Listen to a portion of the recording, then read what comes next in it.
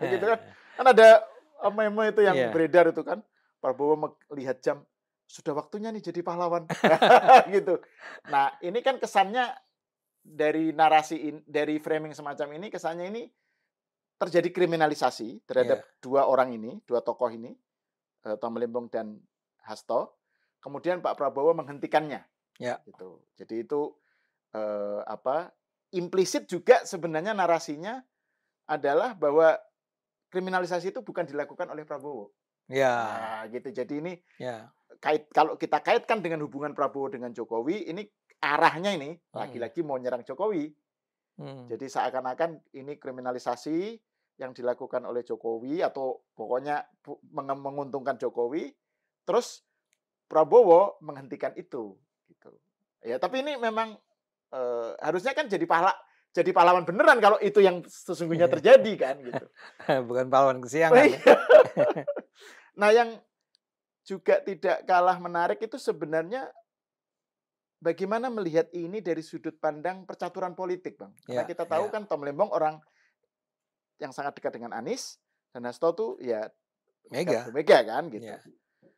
Nah, ada yang bilang justru ini bukan soal pahlawan atau soal kriminalisasi atau apa, ini cara Pak Prabowo untuk menunjukkan kejeniusannya, Jenius ya. kejeniusan Prabowo untuk memotong manuvernya Anies, gitu, Atau Mega. atau Mega, Ya. gitu. Nah, sebelum masuk ke situ, saya biar nggak ngomong terlalu panjang, Bang Adi gimana ngelihatnya? Iya, pertama-tama saya rasa, saya ingin mengatakan bahwa tidak berlebihan ya untuk mengatakan bahwa ini adalah bukti tentang kejeniusan, walaupun Hmm, barangkali kata jenius adalah sesuatu yang exaggerating hmm, ya, hmm. berlebihan kali ya. Tapi ini adalah sebuah langkah yang strategis sekali diambil oleh Pak Prabowo, kalau kita melihatnya dari sisi politik, Ya, ya. Jadi begini, penonton juga kita terimalah bahwa sebetulnya mengampuni seorang yang menyuap KPU, ya, itu barangkali sebaiknya tidak dilakukan lagi, hmm, ya. Tapi kan apapun kita bisa lihat konteksnya. ya, Jadi membicarakan kenapa itu dilakukan kan bergantung pada niatnya dan niat itu bergantung pada konteks. hmm, Nah, sekarang kalau kita kembali kepada cerita barangkali yang pertama-tama lebih menarik bicara dulu tentang Hasto, ya. ya, Baru kemudian kita bicara tentang Tom ya. ya, Karena Hasto orang yang melakukannya ya. Sementara kalau nggak salah, eee, sorry bukan dia melakukannya, tapi dia memang terbukti menyuap hmm, ya. Menyuap sebesar 400 juta kalau nggak salah ya. Sementara Tom kan dikatakan dia sendiri nggak dapat apa-apa nih ya, ya, sebetulnya gitu ya. Nah, jadi saya mulai dari Hasto dulu. Oke, kita kan harus melihat bahwa sebetulnya, tadi saya katakan, Hasto memang terbukti menyuap. Tapi pada dasarnya kan ada sebuah kebutuhan yang barangkali lebih penting diban dibandingkan dengan menegakkan hukum, memberi hukuman terhadap orang yang jelas-jelas melakukan kesalahan. hmm, Ada sesuatu yang di atas itu, ya, ya. ya, Ini menarik pernyataan pemerintah, saya lupa siapa yang mengatakannya tentang, ketika ditanya, "Kenapa Pak Prabowo mengeluarkan, amnesti dan abolisi ini?" Jawaban dia adalah persatuan. oke. Menteri Kehakiman kalau nggak salah itu? Iya, salah seorang Iya, menteri. iya, iya, Saya iya, nggak berani aja menyebut karena iya, iya, takut iya, salah. Si menteri itu menyebut, ini demi persatuan hmm, menjelang 17 Agustus. oke. Oke. Tidak menjawab sebetulnya. Ah, gitu kan? Maksudnya apa? Maksud saya adalah kalau ada orang lain dapat amnesti tadinya dia harusnya dihukum seumur hidup, tapi kemudian kata si presiden, ya nggak usah lah Hmm, gitu ya. Atau kasus-kasus orang yang harusnya dihukum mati terus dilepaskan bla bla bla. Kalau ini kan kok dilepas sih? nah, Ya. Iya, karena ini demi persatuan. Nah, kata itu menurut saya kunci dalam hal ini. Kita tahu bahwa salah satu masalah yang dihadapi oleh pemerintahan Prabowo selama kan belum setahun nih hmm, sebetulnya hmm, kan. Tapi negara ini nggak pernah sepi dari kericuan politik. Dan itu melelahkan sebetulnya hmm, buat hmm, masyarakat. Melelahkan buat para pelaku ekonomi, para pelaku usaha, para politisi sendiri. Masyarakat secara umumnya sudah terganggu day by day dengan isu politik demi isu politik demi isu politik. Dan kita tahu sebetulnya pelakunya kurang lebih ya itu-itu aja, ya. Nah, Pak Prabowo saya rasa adalah orang yang ingin sekali ya menyelesaikannya secara damai. Hmm. Udahlah, selesailah. Enough is enough. Yuk kita sekarang duduk bersama-sama. Sekarang kita berusaha mencari jalan yang lebih ya damai, lebih harmonis. Nah, saya melihat isu Hasto ini jelas ada kaitannya dengan kehendak dari Pak Prabowo untuk bisa mengatakan kepada Bu Mega, yuk Bu, Ibu adalah bagian dari bangsa ini. Ya, Ibu adalah seorang pemimpin dari sebuah partai politik yang sangat besar. Dan saya tidak ingin kita terus bertarung. Ya, jadi ini bukan ada kaitannya sama Pak Jokowi nih, ini dengan Bu Meganya. Bu, kita bersatulah, ya. Dan kata lain dia ingin mengatakan gabunglah sama koalisi partai-partai pendukung pemerintah ini. Kalau ada masalah ya kita selesaikan nanti gitu ya. Tapi jangan sampai menjadi musuh, ya. Barangkali kan PDIP ini berposisi bukan sekedar sebagai oposisi, tapi betul-betul sebagai pihak yang nggak terima aja dengan pemerintahan yang ada dan marah terus dan akan terus menggerus bukan dengan topik-topik yang substantif, dengan gagasan-gagasan atau kritik-kritik yang substantif, tapi pokoknya asal nyerang terus, ya. Dan itu datang dari kemarahan yang terus-menerus tertanam, terpelihara dalam tubuh PDIP. Dan saya rasa Pak Prabowo ingin mengatakan bahwa saya akan melakukan sesuatu yang barangkali tidak biasa, tidak lazim. Barangkali orang akan marah pada saya. Tapi saya akan lakukan itu demi kepentingan kita bersama. Asal kita bisa bersatu. Ya, kita bersama itu pengertian Indonesia ya. Indonesia, ya. Karena kalau Bu Mega tetap memilih untuk berada di luar, dia terus akan menjadi pihak yang ya kata yang paling sederhana adalah mengganggu, ya. Mengganggu stabilitas, mengganggu kelancaran program, dan orang-orangnya juga akan terus-menerus nyinyir dan segala macam. Ini come on, kita jadilah sebuah negara seperti Korea Selatan lah gitu ya, yang bisa maju seperti Korea Selatan. Kita lagi mengejar kejayaan kita tahun 2045, pada tahun 2035 dan seterusnya ya. Kita nggak butuh nih perang-perang semacam ini. Dan saya rasa memang Bu Mega itu mengajukan prasyarat salah satunya adalah Mas Hasto, ya. Jadi Hasto itu diampuni, ya. Ingat ya, diampuni itu artinya dia bersalah. Dia memang bersalah. Dia memang terbukti menyuap. Itu salah. Jangan pernah dihilangkan. Tapi dia diampuni. Nah, pertanyaan kenapa diampuni? Makanya pakai amnesti, Amnesti. Bukan abolisi. Bukan abolisi. Kalau abolisi kan dihentikan. Nggak ada lagi proses, ya. Kalau amnesti itu diampuni, ya tadi alasannya bisa macam-macam. Tapi salah satu alasan yang barangkali sekarang digunakan adalah demi persatuan bangsa ini, ya. Dan terbukti saya rasa bahwa Bu Mega itu menerima, ya, kompromi itu, bargaining itu, ya. Oke, saya berikan Hasto, saya kembalikan Hasto menjadi sekjen Anda, dan saya duga nih dalam kongresnya PDIP sekarang dia akan kembali dikukuhkan sebagai sekjen kan. Tapi Anda menjadi bagian dari kami, ya. Dan ternyata betul kan, kemarin kalau nggak salah Bu Mega sudah menyatakan secara tegas kepada para kadernya, semua dukung pemerintah Prabowo. Kalimatnya memang nggak lengkap tuh ya. Seharusnya dukung pemerintah Prabowo Gibran dong. Tapi dia nggak mau sebut itu. Yang masih lumayan lah, masih nggak apa-apa, ya.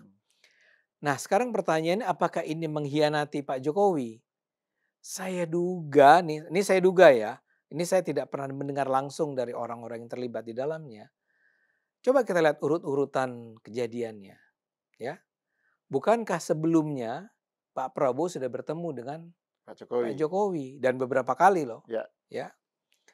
Ini terjadi sesudah pertemuan tersebut. Pertanyaan saya kan gini, lebih logis mana?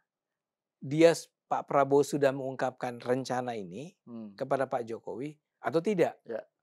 Saya lebih percaya diungkapkan, mengingat kedekatan hubungan mereka. Dan kedekatan waktunya. Ya. Jadi kan kita bicara kronologinya ketemu dulu sama Jokowi, baru kemudian ada keputusan, saya lupa persisnya keputusan hakim bahwa Jokowi Hasto itu 3,5 tahun itu sesudah atau sebelum? Lupa saya. Ya, Tapi ya. yang Tapi pasti kan ini, kurang lebih iya, waktunya iya. sama tuh, ya. Sesudah itu terjadilah amnesti. Ya. Sesudah amnesti, ya keluarlah pernyataan dari Bu Mega bahwa kita dukung penuh pemerintah Prabowo tanpa Gibran ya. Tanpa menyebut Gibran. Tanpa menyebut Gibran. Padahal itu satu paket. Ya. Satu Harusnya paket. kalau nyebut dukung pemerintah Prabowo ya otomatis harusnya Prabowo Gibran kan gitu. Ya. Nah, saya melihat jadinya kalau Anda menggunakan kata genius tadi atau ada orang yang mengatakan genius itu kan artinya dia menggunakan kasus Hasto ini justru untuk mempersatukan atau melebur, merangkul, mengajak Bu Mega untuk menjadi bagian dari koalisi kekuasaan. Ya, orang akan bilang nih yang pro demokrasi seperti Anda, jadi nggak ada oposisi nih. Iya, kenapa juga gitu kan? Artinya masing-masing partai bisa tetap kritis terhadap pemerintah tanpa harus menjadi oposisi. Paling-paling yang kita bisa harapkan begitu. Jadi saya duga, saya nggak suka sebetulnya bahwa ada orang sudah menyuap KPU itu diampuni, ya. Dan mungkin Pak Prabowo juga nggak cukup mudah untuk harus menjelaskan kepada publik. Makanya digunakan kata yang paling aman itu, persatuan. Jadi kalau Anda nggak setuju sama itu, Anda nggak setuju sama persatuan. Oke, persatuan itu tujuannya adalah supaya konflik-konflik politik yang selama berapa bulan terakhir ini terus berlangsung, bisa harapannya pelan-pelan dieliminasi, direduksi lah, ya, dikurangi lah, kalau bukan dihilangkan. Ya tentu aja sekarang masih tetap ada orang yang nyinyir, masih ada yang bilang ini pahlawan kesiangan ini. Nggak penting kan pahlawan kesiangan atau enggak, tapi yang terpenting adalah kita bisa lihat abis ini PDIP itu sikapnya akan seperti apa. Ya, kalau sikap PDIP masih juga hajar bleh gitu ya. Nah, kita akan bilang itu Hasto udah dikembalin jadi sekjen. Kalian masih juga begitu kelakuannya. Tapi kalau lihat dari pernyataan Bu Mega kan langsung menyatakan, menginstruksikan kader PDIP untuk mendukung Prabowo. Arahnya mestinya udah agak beda ini, Bang. Iya. Tapi yang poin soal pembacaan yang mengatakan bahwa ini kejeniusan, jenius di sini dalam arti bagaimana Prabowo memainkan manuver politiknya, ya.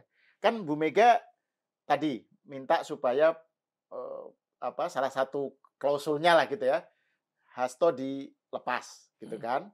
Dan itu kalau mengikuti alur ini artinya Prabowo harus intervensi hukum, intervensi proses hukum. Dan Prabowo nggak mau. Gitu. Dia nunggu sampai ada vonis. Begitu ada vonis, meskipun belum inkrah ya, kemudian Prabowo menggunakan hak prerogatifnya, Bang. Jadi dia tidak ngikuti langgam yang dituntut oleh Mega, tapi mendapatkan apa yang diharapkan dari Bu Mega dan PDIP, yaitu dukungan, gitu bisa kan? Jadi, ya. Tanpa merusak hubungannya dengan Pak Jokowi, gitu. Jadi ini kan kalau kita lihat tadi yang Bang Ade bilang urutannya ya, kan habis ketemu di Solo dan jangan-jangan di Solo ini kan salah satu pembicaraannya dengan Pak Jokowi kan Prabowo ngasih tahu ke Pak Jokowi, Pak, kayaknya ini sudahlah, amnesti deh ke Hasto gitu atau apalah gitu. Dan Pak Jokowi nggak cawe-cawe gitu ya. Tapi intinya kan jenius karena Prabowo pakai caranya sendiri yang tidak melanggar hukum, tidak intervensi, tapi dia pakai hak prerogatif untuk amnesti. Setuju. Jadi harapannya untuk merangkul Mega dapat, merangkul PDIP, buktinya Mega langsung menyatakan dukung penuh. Tapi Prabowo pakai caranya sendiri gitu loh, nggak ngikutin Mega untuk tuntut permintaan Mega untuk intervensi hukum. Sambil paket hubungannya dengan Jokowi aman gitu, Bang. Hubungan baiknya dengan paket Prabowo Gibran aman gitu. Kan nggak mungkin Mega menyatakan dukung Prabowo tapi nggak dukung Gibran. Iya. Itu kan aneh gitu kan. Kan kita akan bisa, saya udah bayangkan ya, ini akan mulai nih. Artinya dalam pertemuan-pertemuan antara pimpinan partai akan datang nih ya. Bu Mega berserta siapa sekjennya ya, siapapun sekjennya nih. Tapi saya duga tetap Hasto. Oke. Dan kita bayangkan itu akan berlangsung, ada makan malamnya, duduk sama-sama. Ya, Dan untuk pertama kalinya kita akan melihat bahwa mereka bersatu dan di situ ada duduk sama-sama. Ada Prabowo, ada Gibrannya, ada ya, Bu Meganya, ada ya, ya. Hastonya, Heeh, dan heeh. mereka bisa ngobrol. Itu luar biasa menurut Iya, saya iya, kalau iya, itu iya. sampai terjadi. Ya, jadi menurut saya itu saya setuju ya. Walaupun tadi untuk itu ya memang akhirnya terpaksalah dikeluarkan hak prerogatif dia itu Iya, iya, ya. iya. Yang Tapi mudah-mudahan kan tadi Bang, amnesti itu kan harus diingat itu bahwa itu adalah pengampunan. pengampunan. Artinya si yang dikasih amnesti memang harus mengaku bersalah dong. Oh iya, Ya, atau sudah diputuskan sudah bersalah diputuskan gitu. bersalah, nggak bisa dibilang bahwa saya sih dengar ada orang-orang, saya lupa, kayaknya PDIP yang bilang bahwa wah dengan adanya keputusan ini menunjukkan bahwa Pak Hasto tidak bersalah. atau Enggak dong. bahwa dia adalah kasus politisasi hukum gitu. Betul. Enggak seperti itu kan. Betul, Namanya betul. amnesti kan berarti dia memang ya bersalah gitu.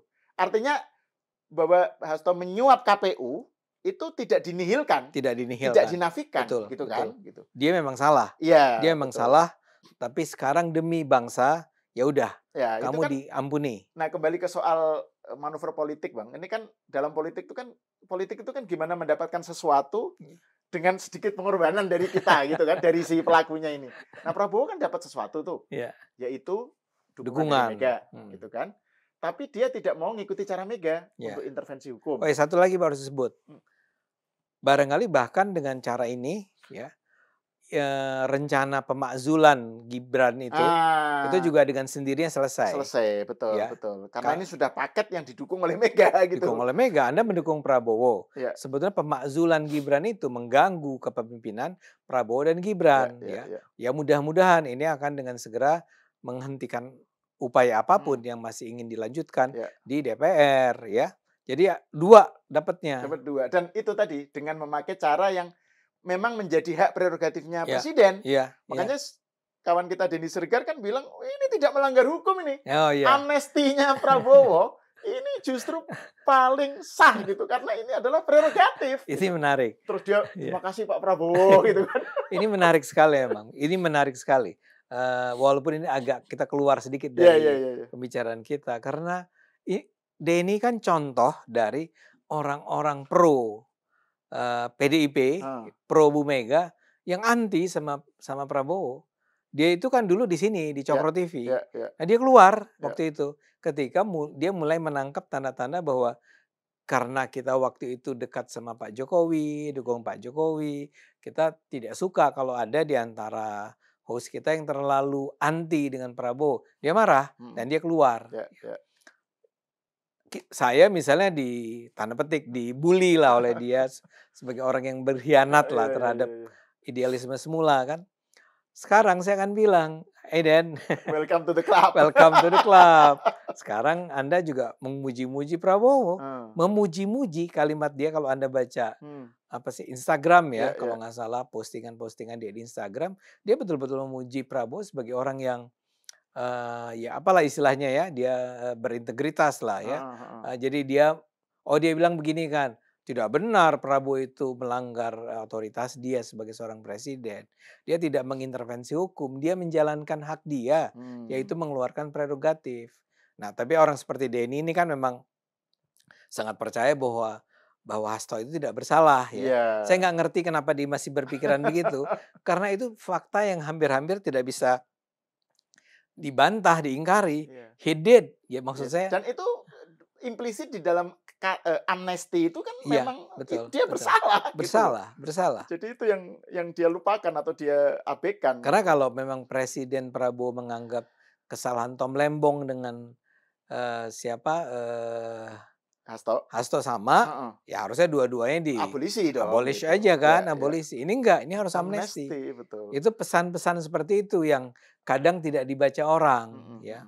Dan juga ini Bang, terkait dengan Denny, dia begitu excited, mungkin dia juga implisit ya, menganggap keputusan Prabowo ini adalah indikasi bahwa Prabowo sudah tidak lagi dibayang-bayangi Jokowi gitu.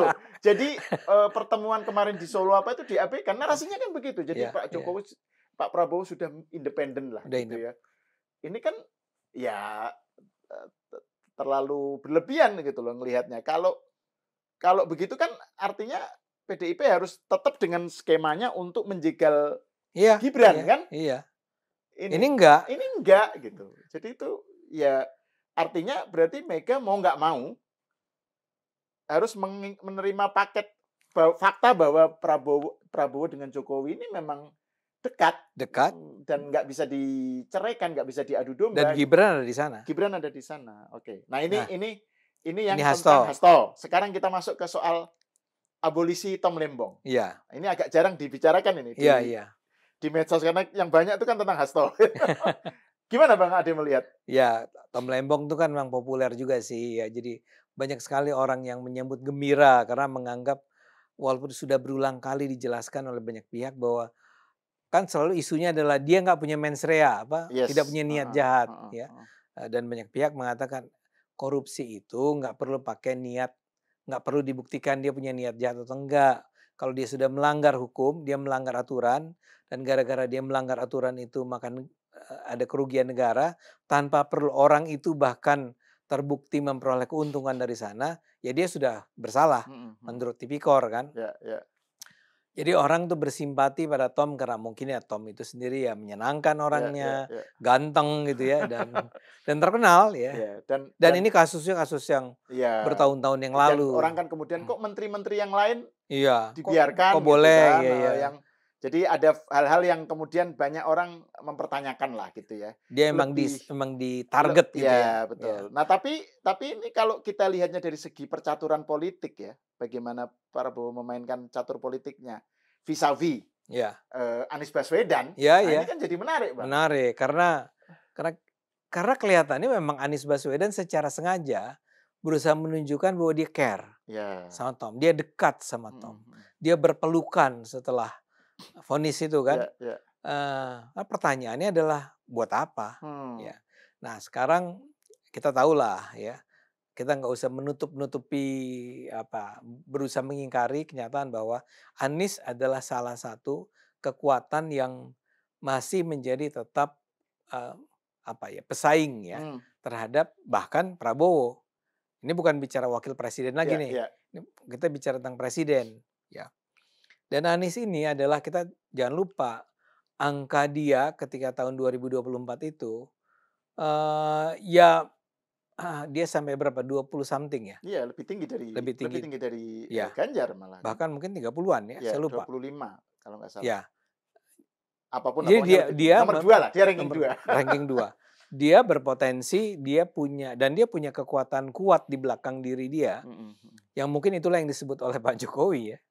Sebagai ada kekuatan besar di belakang. Itu soal lain lah, soal jasa ya. Itu soal, enggak, tapi maksud saya adalah Pak Anies ini jangan pernah dibayangkan sebagai Anies sendirian. Anies ini adalah bagian dari sebuah kekuatan yang lebih besar. Yang mungkin kalau dibiarkan berkembang ya dalam beberapa tahun ini, dan antara lain dia akan berkembang antara lain dengan cara menunjukkan bahwa musuh-musuhnya Prabowo atau musuh-musuh Jokowi itu mengalami penzaliman. Oke? Dan kalau Anda sepakat ini penzaliman, maka Anda seharusnya melihat pada alternatif. Dan alternatif itu adalah saya. Maksudnya adalah Anies. Jadi Anies itu berusaha membangun image, mula-mula bukan dialah, tapi kubu dia itu berusaha membangun narasi atau framing yang sangat negatif mengenai Pak Jokowi kan. Pelan-pelan Jokowi itu dihabisi, saya duga antara lain oleh kelompoknya Pak Anies ini. Tapi jangan salah, bisa saja kemudian mulai bergerak ke arah berusaha membangun narasi negatif mengenai pemerintahan Pak Prabowo. Ya. Nah, dalam hal ini menjadi kembali jenius nih caranya Pak Prabowo dengan mengatakan bahwa ya diabolish. Dia diberikan abolisi kepada Pak Tom Lembong. Betul. Karena apa yang diakibatkan oleh abolisi ini? Semua narasi yang berusaha dibangun oleh kubu Anies tentang penzaliman terhadap kami, terhadap mereka, itu dengan sendirinya lenyap, dengan sendirinya sirna, dengan sendirinya tidak relevan, tidak valid, tidak berlaku lagi. Ya kan? Ya. Ya. Jadi orang bisa melihat apa yang dikatakan tadi sebagai pahlawan kesiangan itu, well, Anda bisa lihat itu sebagai pahlawan kesiangan, tapi ada juga kita bisa melihatnya sebagai seorang pahlawan yang secara cerdik menghabisi lawannya tanpa harus memukulnya secara langsung. Betul itu. Ya itu kan kaitannya yang tadi Bang, yang Bang Ade memakai istilah penjaliman ya Ya, terhadap Anies dan kubunya. Yang sering dipakai juga kan kriminalisasi. ya, Jadi Tom Lembong ini terkena adalah korban betul. kriminalisasi lah gitu ya. Dan Tom Lembong ini kan punya relasi yang cukup internasional lah gitu Ya, ya, dan ini kesempatan sebenarnya kalau ini lanjut ya, kasus ini lanjut sampai ke pengadilan, banding, sampai apa kan kesempatan bagi Anies untuk terus. mengkapitalisasi Ya, ini gitu, ya, menggunakan ini sebagai panggung untuk menunjukkan nih. Nah, nih pemerintah sekarang ini melakukan kriminalisasi terhadap tokoh politik ya, gitu kan. ya. Dan Tokoh politik yang berseberangan. iya, yang seberjangan dan tokoh politik itu ya temannya dia lah gitu Ya, ya, sobatnya dia yang co-pilot ya istilahnya apa waktu itu dalam Pilpres itu. Pokoknya dia co-pilotnya, oh salah satu ya. iya salah satu Ya. co-pilotnya Anies lah gitu. Nah, narasi kriminalisasi ini kan seketika lenyap ketika terjadi Abolisi. abolisi kan gitu. Ya, Jadi Anies kayak dia sudah pengen bangun panggung ya, gitu, panggung karena kan dia apa coba sekarang panggungnya kan nggak ada, dia harus cari panggung kan. Opsi yang tersedia saat ini adalah narasi kriminalisasi terhadap Tom ya, Lembong gitu. ya, Ini kan bisa dipakai untuk lanskap nasional maupun internasional kan.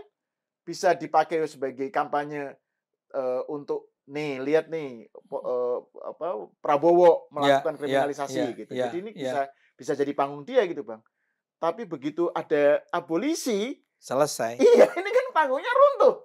Panggungnya runtuh. Jadi terus berarti nggak bisa lagi dong Prabowo diserang dengan kriminalisasi, gitu, Iya, dengan iya. tujuan kriminalisasi, Ya gitu kan? paling yang akan diserang terus kan Jokowi. Nah, Tapi kan ini menjadi tidak relevan tidak relevan, sekarang iya, ya. iya, iya. Makanya tadi saya katakan biar bagaimanapun isu pemakzulan itu harus dibaca sebagai sesuatu yang terkait dengan ini semua.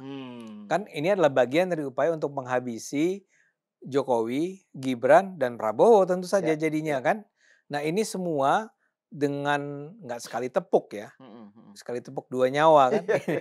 Ini dua kali tepuk. Ada abolisi, ada Amnesti. amnesti, Ya, tiba-tiba runtuh nih. ya, ya. Ya. Saya duga saya akan ya kita lihat lah ya. Saya duga dalam waktu tidak terlalu lama isu pemakzulan akan selesai. Oke. Saya duga isu bahkan ijazah palsu akan selesai ya. Dan orang tidak lagi melihat Jokowi dan Prabowo sebagai dua pihak yang berseteru, tapi akan berjalan ya barangkali nggak berdampingan dalam artian berpegangan tangan ya, Ya, ya. tapi ada di jalan yang sama Ya, ya, anu lah, narasinya kerukunan elit lah itu. kerukunan Kalau pakai elit istilahnya ya. Pak Prabowo. Jadi tujuan persatuan menjelang 17 Agustus itu barangkali atau saya harapkan betul-betul terwujud. Karena kalau persatuan itu tidak terjadi, jadi nggak ada gunanya nih si Ya. abolisi dan amnesti ini. Nah, yang menarik itu kalau kita misalnya tadi ya dengan kaitannya dengan Anies dan Tom Lembong itu ya. Kalau panggungnya yang dia harapkan bisa dipakai ya untuk kepentingan 2029 atau kepentingan politik lanjutan dari Anies lah. Ini runtuh, Bang. Terus what next gitu. Jadi Ya, jangan-jangan Anies juga shock ya. Loh, kok diabolisi gitu. Iya. Harusnya dibiarin aja gitu. kita semua kan kaget. Iya, iya, iya. Tapi mungkin Anies lebih shock. Kalau Bu Mega mungkin sudah berharap ya. Iya, iya, iya. Sudah tahu bahwa ini akan terjadi ya. Tapi Anies mungkin, lah kok jadi begini? Dan jangan lupa orang-orang yang di belakang Anies yang juga orang-orang besar, bohir-bohirnya ini. Iya, iya, iya. Tapi kalau Anda tanya what next, akan dia cari. Jadi next 3 years nih, 3 tahun ke depan ini, 4 ya, 2025, 2029, mereka akan cari-cari terus. Tapi paling tidak, ya ini kan yang kita hadapi sekarang. Current issues-nya kan memang 2 ini. Current affair-nya tuh 2 ini. Iya, iya. Nah, artinya Tom Lembong dan Hasto. Nah begini ini selesai, Denny Siregar udah menjadi pendukung Prabowo, ya masa kemudian kalaupun dia masih juga anti Jokowi gitu ya, tapi ya tidak akan sekeras sebelumnya lah. Karena Ya. apalagi yang mesti disalahkan dari Jokowi. Ya. Dan juga kan tujuan dari membangun narasi atau gerakan anti nyerang Jokowi, tujuannya kan pengen menjatuhkan Gibran kan. Tujuannya kan itu. Jokowi kan udah pernah tugas. Dijelek-jelekin kayak apa ya? Kan dia pernah tugas gitu ya. Yang ada kan Gibran. Jadi arahnya kan ke situ. Nah, kalau misalnya pemakzulan menjadi gerakan pemakzulan itu lunglai, tuduhan ijazah palsu itu kemudian kehilangan ininya ya, daya dobraknya atau apa gitu. Terus kemudian kan ya persatuan itu ya. Persatuan. Jadi ini ya Prabowo sebagai politisi pengen mencapai sesuatu dan dia melakukannya dengan cara yang minimal pengeluaran politiknya gitu. Jadi ini tapi terutama sebenarnya Anies itu yang saya bertanya-tanya, ini menarik untuk melihat bagaimana Anies setelah panggung narasi kriminalisasi terhadap Tom Lembong ini. Tapi saya rasa daya tarik Anies sama dengan daya tarik orang-orang PDIP. Kita perlu lihat kayak tadi itu, mereka bersedia nggak kemudian bekerja sama dengan Prabowo Gibran? Ya. Masihkah akan mereka mencereweti itu? Barangkali yang paling dekat terlihat, yang paling akan mudah diserang tuh adalah PSI lagi, mungkin karena Jokowi, mungkin karena Kaisangnya. Tapi itu kan tidak terlalu seksi dibandingkan dengan yang menyangkut Gibran atau menyangkut Jokowi himself. Jadi kita lihat. Ya, saya kira ini masih banyak hal yang perlu kita jadikan topik podcast, Bang. Ke depannya ini. Apalagi kalau nanti Hasto jadi sekjen. Kembali gitu, jadi sekjen. Terus seru lah gitu. Oke, Bang Ade, terima kasih atas obrolannya. Sama-sama. Pemirsa, sampai di sini dulu. Kita berjumpa lagi di episode selanjutnya.